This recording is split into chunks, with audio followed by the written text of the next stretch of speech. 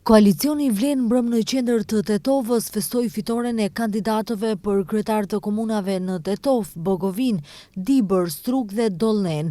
Në ndërkohë, festës ju bashkuan edhe kryetarët që u zgjodhën në rrethin e parë të zgjedhjeve, respektivisht kryetarët e Tearcës, Zhelinës, Çajirit, Haraçinës dhe Sarajit. Pas përfundimit të zgjedhjeve për raundin e dytë, Bilal Kasami shpalli fitoren në Tetov me një epërsim mbi 5000 vota ndaj kundër kandidatit të tij nga koalicioni Aleanca Kombëtare për Integrim, Bajram Rexhepi. Kasami në zgjedhjet e djeshme mori 21.038 vota, ndërsa Rexhepi 16.296 vota. Me këtë fitore, Kasami do të vazhdojë të jetë në krye të komunës së Tetovës edhe për 4 vjet. Në festën e mbrëmshme në sheshin e Tetovës, Kasami tha se qytetarët votuan kandidatët e Vlenit, të cilët ofruan projekte konkrete për zhvillimin e komunave. Faleminderit rinia e Vlenit gjithandej që na mundsuat këtë fitore. Faleminderit Forumi Gruas, faleminderit aktivist, faleminderit qytetarëve që na besuan, faleminderit shqiptarëve dhe gjithë atyre që na përkrahën dhe na dhanë besimin për të vazhduar projektet në të mirë të gjithë qytetarëve. E përmendi Zeti, ata kërkuan referendum, ne ofruam kryetar dhe projekte dhe populli zgjodhi kryetarët dhe projekte të cilat do t'i realizojmë në të mirë të gjithë qytetarëve. Prandaj, nga nesër ne vazhdojmë të punojmë, të sakrifikojmë, të angazhohemi që gjithë qytetarët nga Kumanova deri në Struk të kenë një jetë më të mirë dhe i garantojmë qytetarët që le që nuk kanë gabuar që Alion e çuan në pension, por kanë pasur të drejtë sepse votuan kryetarët më të mirë, të cilët do t'ju përmirësojnë jetën, të cilët do t'ju bëjnë jetën më të mirë.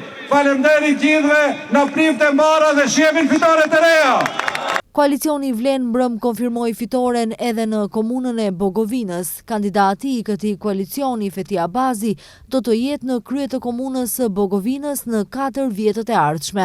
Abazi dje arriti të marrë 6380 vota, ndërsa kundër kandidati i tij Besnik Emshiu mori 5040 vota. Në festën e mbrëmshme, Feti Abazi premtoi më shumë punë dhe më pak fjalë.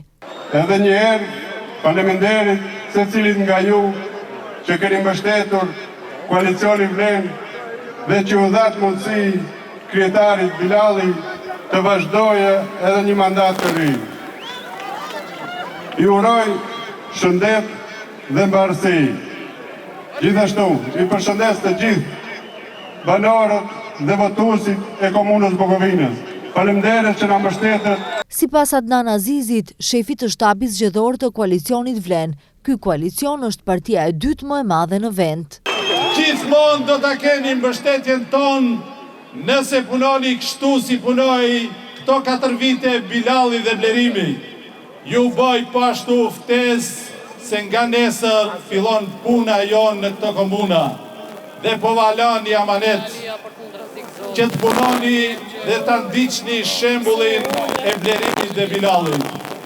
Që se nuk punoni fort dhe me përkushtim për këtë popull që u ka prit shumë gjatë gjithë këtyre dekadave, nuk va bëjmë halal mundin as shtabit, as të aktivistëve, as përkrasve, as votuesve. Andaj, për çdo ditë ta keni në kokë amanetin e gjithë këtyre votuesve, gjithë këtyre qytetarëve dhe gjithë këtyre shqiptarëve. Koalicioni i udhëhequr nga VMRO-DPMNE sipas rezultateve nga të 2 raundet e zgjedhjeve lokale do të ketë kryetar komunash në Shkup dhe në 54 komuna të tjera. I dyti për nga numri i komunave të fituara është koalicioni Vlen me 9 kryetar komunash.